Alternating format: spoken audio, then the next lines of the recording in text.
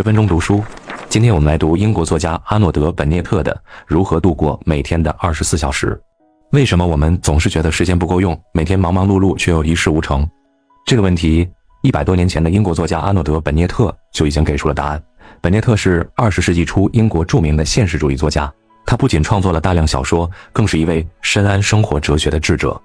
1908年，他写下了这本薄薄的小册子《如何度过每天的24小时》。虽然篇幅不长，却字字珠玑，被誉为时间管理领域的开山之作。作者说，真正可悲的是上班混日子，下了班躺平的人。这本书就是为了这群人写的。下面就让我们一起开始阅读《如何度过每天的24小时》这本书。第一部分，时间是最公平的奇迹。本涅特用一个令人震撼的比喻开启了他的论述。想象你每天早上醒来，银行账户里自动存入86400元，这笔钱必须在当天用完，不能储存，不能透支，过了午夜就会清零。面对这样的账户，你一定会想尽办法让每一分钱都发挥价值。然而现实中，我们每天确实拥有86400秒，却总是随意挥霍，仿佛时间取之不尽。为什么会出现这种矛盾的现象？本涅特认为，这是因为我们对时间的本质缺乏深刻的认识。当我们仔细审视时间这个神奇的存在时，会发现它具有3个令人惊叹的特性。首先，没有人能偷走它，时间是绝对防盗的。其次，每个人得到的数量完全相等，不多也不少。在时间的国度里，不存在财富贵族，也不存在智慧贵族。天才并不会因为才华横溢而多得1小时的奖赏。爱因斯坦和街角的清洁工一样，每天都只有24小时。第三，它是无条件供应的，无论你昨天如何挥霍时间，今天的配额依然如期而至。没有任何神秘力量会说这个人不配拥有时间，切断他的供应。然而，时间也有严苛的一面，你无法储存它，无法预支它。你不能把今天剩余的时间存起来明天用，也不能向未来借时间应付今天的需求。你只能浪费眼前这一刻，却无法浪费明天，因为明天为你保留着。人们常说时间就是金钱，但本涅特认为这话说的还不够。时间远比金钱宝贵的多。如果你有时间，通常就能获得金钱，但即使你拥有巨额财富，也买不到比别人多1分钟的时间。从这24小时里，你要创造出健康、快乐、财富、满足、尊重，还要实现灵魂的升华。如何正确使用这24小时，是关乎人生幸福的最紧迫、最激动人心的问题。就像同样的颜料和画布，有人能创作出传世名画，有人却只能涂鸦。差别不在材料，而在于使用材料的方法和技巧。第二部分，别把工作当成一天的全部。本涅特观察到一个普遍现象，大多数人都犯了一个严重的错误，他们把每天工作的8小时当作真正的一天，而把其余的16小时仅仅看作是工作的序幕和尾声。这种态度让人们白白浪费了人生2/3的时间。想想看，一个典型的上班族是如何度过一天呢？早上9点起床，匆匆忙忙洗漱早餐，然后赶去上班。在路上，他的大脑处于一种半睡半醒的状态，机械地走向车站，呆呆地等车，茫然地看着车窗外飞逝的风景。到了办公室，他开始了8小时的工作。下班后，他拖着疲惫的身躯回家，吃晚饭，看电视，刷手机，然后在11点多开始考虑睡觉的事情。就这样，一天又过去了。本涅特犀利地指出，这种生活方式的荒谬之处在于，你把一天中你最不喜欢、最想尽快结束的8小时当做了生活的中心，而把真正属于自己的16小时当做了无关紧要的边角料。这就好比一个人拥有一座豪宅，却只住在地下室里，而把客厅、卧室、书房都空着不用。更糟糕的是，很多人在那宝贵的16小时里表现出一种令人费解的懒散。他们会说自己累了，需要休息，但本涅特反问，当你要去看戏的时候，尤其是和一位美丽的女士一起去的时候，你还累吗？你会急匆匆地赶回家，精心打扮，再急匆匆地赶到剧院，精神抖擞地看上4-5个小时的演出，然后送她回家，自己再回家。整个过程中，疲劳和朋友都被抛到了九霄云外。这说明什么？这说明所谓的疲劳很大程度上是心理作用。当你有明确的目标和期待时，疲劳就会神奇地消失。当你对晚上的安排充满期待时，这种期待会给整个白天带来活力和光彩。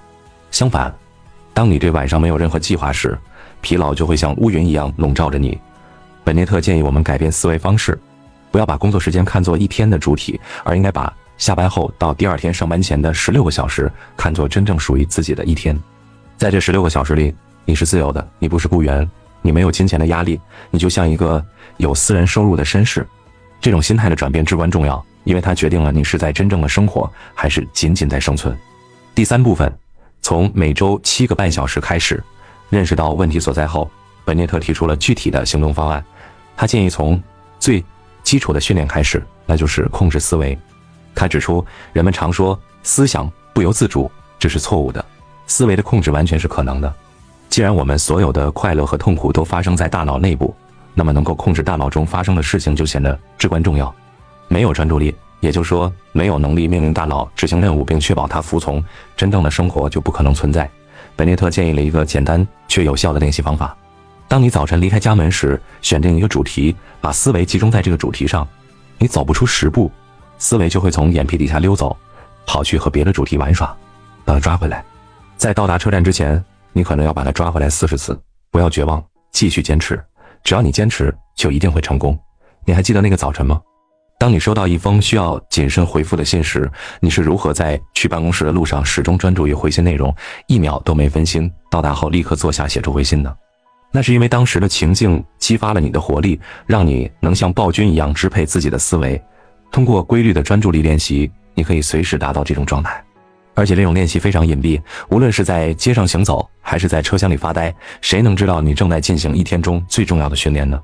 至于晚间时光的利用，本涅特建议在晚上6点时正视事实，承认自己并不疲倦，然后合理安排时间。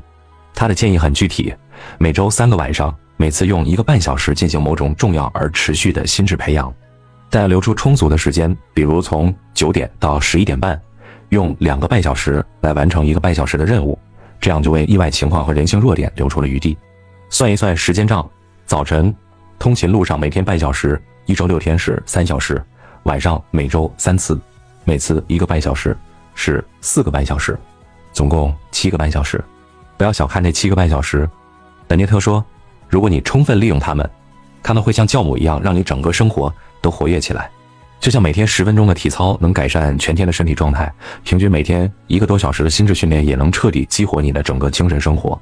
这不是魔法，而是自然的结果。第4部分，循序渐进的自我提升计划。本涅特特别警告读者，不要一开始就野心太大。很多人下定决心要改变生活，结果给自己制定了一个不可能完成的计划，最后以失败告终。失败不仅浪费了时间，更重要的是打击了自信心。他建议从很小的改变开始，哪怕每天只是多读15分钟书，只要能坚持就是胜利。对于那些对文学不感兴趣的人，本涅特说，不必勉强自己读小说或诗歌，知识的领域无比广阔，总有适合你的东西。你可以研究音乐，了解交响乐团的构成，学会分辨不同乐器的声音。你可以研究建筑，学会欣赏不同风格的建筑之美。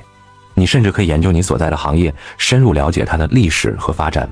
本涅特举了一个有趣的例子，他说，假如你是一个房地产中介的职员，你觉得自己的工作枯燥乏味，但如果你开始研究房地产历史，了解不同区域房价变化的原因，研究交通发展对房价的影响，你会发现这个看似枯燥的行业其实充满了有趣的故事。牛津街堵车，人们开始乘坐地铁，结果某个郊区的房租上涨，这难道不是一个精彩的因果链条吗？最后，本涅特语重心长地说，选择做什么完全取决于你的兴趣和天性。如果你喜欢哲学，就读哲学；如果你喜欢观察街头叫卖声，那就去研究叫卖声。重要的不是你选择了什么，而是你选择了去做，并且坚持下去。完成一件哪怕很小的事情，都会极大地增强你的自信心，而自信心正是一切成就的基础。好了，这本书的内容今天就分享到这里。阿诺德·本涅特用他充满智慧和幽默的笔触，为我们揭示了一个朴素而深刻的道理：时间是最公平的资源，每个人每天都有24小时，不多不少。真正的问题不是时间不够，而是我们没有正确的使用时间。